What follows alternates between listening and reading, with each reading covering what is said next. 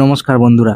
ভেবে দেখুন তো, আমাদের দেশে চুরি বা অন্য কোনো ক্রাইম করলে হিন্দু, মুসলিম, খ্রিস্টান বা শিখ সবার জন্য শাস্তি কিন্তু একই। একে আমরা বলি ইউনিফর্ম ক্রিমিনাল কোড। কিন্তু আপনি কি জানেন, বিবাহ, ডিভোর্স, সম্পত্তি বা সন্তান দত্তক নেওয়ার মতো অত্যন্ত ব্যক্তিগত বিষয়গুলোতে আমাদের দেশের আইন সবার জন্য সমান নয়? হ্যাঁ, ধর্মের ওপর ভিত্তি করে এখানে নিয়ম কিন্তু বদলে যায়। আর ঠিক এই জায়গাতেই জন্ম নেই ভারতের ইতিহাসের অন্যতম বড় বিতর্ক, ইউসিসি বা ইউনিফর্ম সিভিল কোড, যাকে বাংলায় বলা হয় অভিন্ন দেওয়ানি বিধি। কি এই আইন? কেন এটা নিয়ে দেশ জুড়ে এত চর্চা? সুপ্রিম কোর্টেই বা কি বলছে? আর কেন কিছু মানুষ এর পক্ষে আর কেন কিছু মানুষ এর তীব্র বিপক্ষে? আজকের এই ভিডিওতে আমরা সেই সম্পর্কেই আলোচনা করব, এবং পশ্চিমবঙ্গের রাজ্য যে এই আইনটা পাস হতে চলেছে বিধানসভায় বিজেপি সরকার গঠিত হওয়ার পরে, সেই সম্পর্কে আমরা জিনিসটা জানবো। তো চলুন, আজকের ভিডিওতে আমাদের আলোচনার বিষয় হচ্ছে ইউসিসি অর্থাৎ ইউনিফর্ম সিভিল কোড বা অভিন্ন দেওয়ানি বিধি। তো চলুন ভিডিওটা এখান থেকে শুরু করা যাক। চ্যানেলে যারা নতুন রয়েছেন অবশ্যই চ্যানেলটিকে সাবস্ক্রাইব করবেন এবং ভিডিওটিকে বন্ধুদের মধ্যে শেয়ার করে দেবেন। চলুন ভিডিওটা শুরু করা যাক।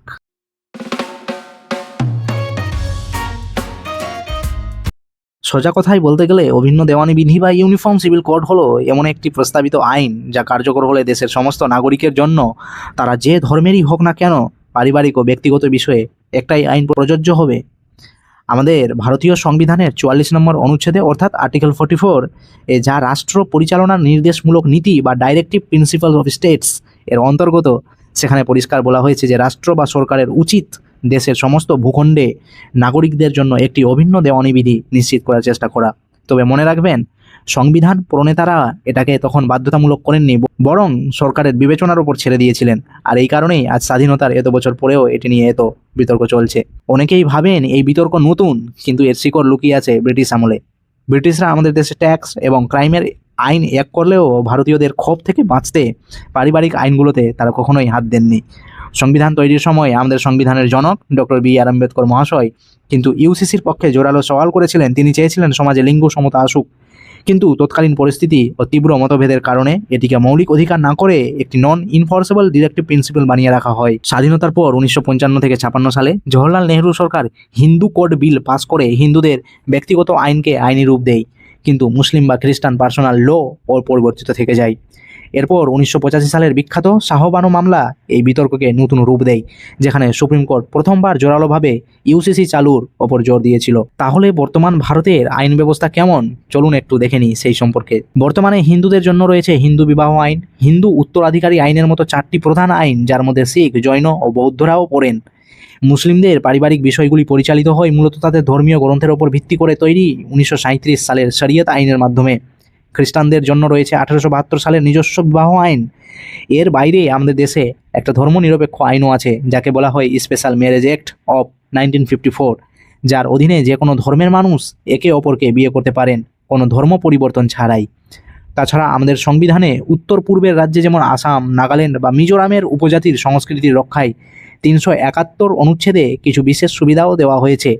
আপনি কি জানেন, ভারতের মধ্যে একমাত্র গোয়া এবং সম্প্রতি উত্তরাখণ্ড, এই দুটি রাজ্যেই কিন্তু অভিন্ন দেওয়ানি বিধি বা ইউসিসি কার্যকর হয়েছে, এবং সাম্প্রতিক সময়ে গুজরাট রাজ্যেও এই আইনটাকে চালু করা হয়েছে। বাকি রাজ্যগুলো এখন এটা নিয়ে ভাবনা চিন্তা করছে, যেমন মধ্যপ্রদেশ, আসাম, পশ্চিমবঙ্গ। তবে এবার আসা যাক সবচেয়ে গুরুত্বপূর্ণ প্রশ্নে, কেন ইউসিসি চালুর পক্ষে এত সওয়াল করা হচ্ছে? সমর্থকরা প্রধানত কয়েকটি বড় যুক্তি দিয়েছেন। প্রথমত, লিঙ্গ সমতা এবং নারী অধিকার। বিভিন্ন ধর্মের ব্যক্তিগত আইনে নারীদের সম্পত্তি বা ডিভোর্সের ক্ষেত্রে পুরুষদের তুলনায় কম অধিকার দেওয়া হয়েছে। যদি ইউসিসি চালু হয়, সমস্ত ধর্মের নারীরা সমান আইনি সুরক্ষা পাবেন, যেমনটা আমরা দেখেছি 2019 সালে তাৎক্ষণিক 3 তালাক নিষিদ্ধ করার মাধ্যমে নারীদের ক্ষমতায়ন করা হয়েছিল। দ্বিতীয়ত কারণ রয়েছে জাতীয় সংহতি আর ঐক্য। যখন দেশের সমস্ত নাগরিক এক নিয়মে চলবেন, তখন ধর্মীয় বিভেদ কমবে এবং ভারতীয় হিসেবে একটি সাধারণ পরিচয় শক্তিশালী হবে। তৃতীয়ত রয়েছে আইনি ব্যবস্থার সরলীকরণ। আমাদের আদালতগুলোকে আলাদা আলাদা ধর্মের হাজারো নিয়ম বুঝতে হয়, যার কারণে কেস বছরের পর বছর ঝুলে থাকে।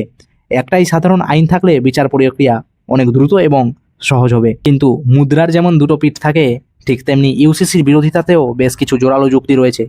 বিরোধী যারা রয়েছেন তাদের বক্তব্য রয়েছে, প্রথমত, ধর্মীয় স্বাধীনতায় আঘাত। আমাদের সংবিধান আর্টিকেল 25 অর্থাৎ অনুচ্ছেদ 25 প্রত্যেক নাগরিককে নিজের ধর্ম পালনের স্বাধীনতা দিয়েছে, এবং আর্টিকেল 29 অর্থাৎ অনুচ্ছেদ 29 সংখ্যালঘুদের নিজস্ব সংস্কৃতি সংরক্ষণের অধিকার দিয়েছে।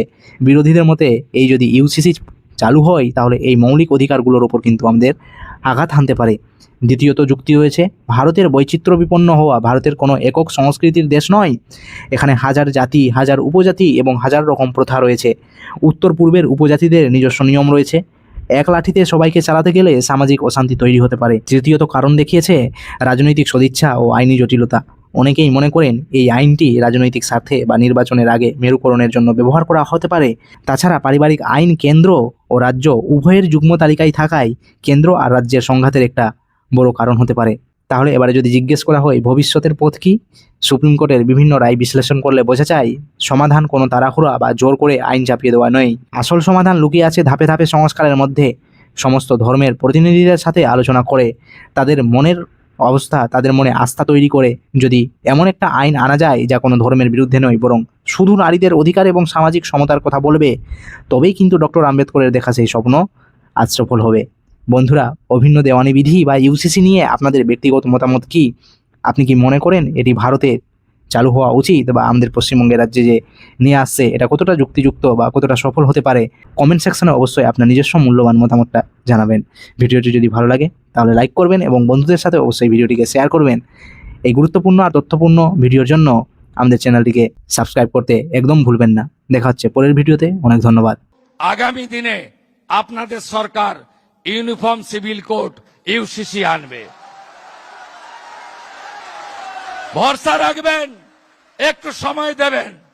ল্যান্ড জিহাদ, লাভ জিহাদ আর বলপূর্বক ধর্ম পরিবর্তন করার বিরুদ্ধে কঠোর এবং কঠিন আইন এই সরকার আনবে।